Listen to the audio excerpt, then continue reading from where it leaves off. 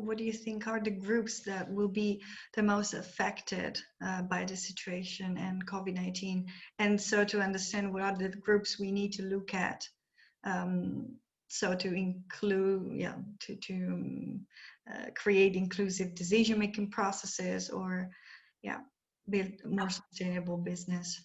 I think women are more challenged than any other group. If we want to talk about a group that's more impacted, women are having a higher impact, are experience higher impact from COVID, because the larger percentage of the burden of childcare and elder care falls to women.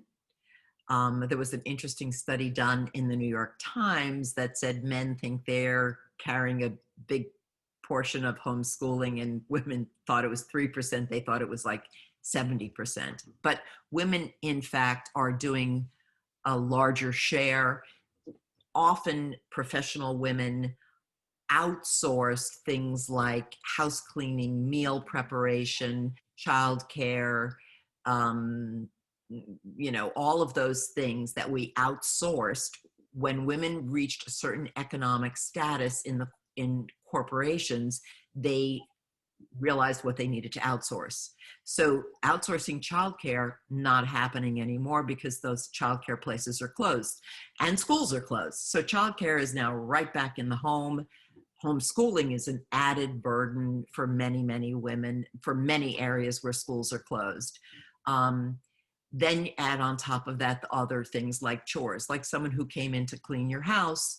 Well, now people are not doing that because of the risk. So now where does that burden fall? It is disproportionately still falling on women who still do more of the household chores. Elder care, family members who are sick, disproportionately impacting women versus men. Not that men don't care about it, but it is a greater issue for women. And so many women are feeling as though they have to take a step back in their career because they can't manage all of these other things in addition to their careers. And so I think it's very clear that this is disproportionately impacting women.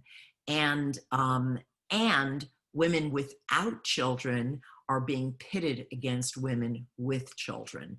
So in some organizational cultures, there are people saying, well, if these women can't do it because they're on the team because of their kid issues, you need to take up the slack to the other women, versus spreading it across all of the team. So that is causing a bit of infighting, because people are setting up these systems of other women should understand more than men, and therefore they should take up the slack, which is absolutely a falsehood. Everyone should take up the slack, that should not fall on women without children. And then there's the loneliness factor for anyone who is alone and living on their own, not seeing and not touching another human being. It is so. People who are single and living alone, they're an impacted group that is a bit disproportionate to people who live with families. Families are impacted because of homeschooling and being confined in a small space with your family. Single people are impacted because they have no human touch, no one giving them a hug, no one, and sometimes no one to talk to except over an electronic medium or with a mask on. Yeah. So a lot of psychological impact to the family unit and to single people.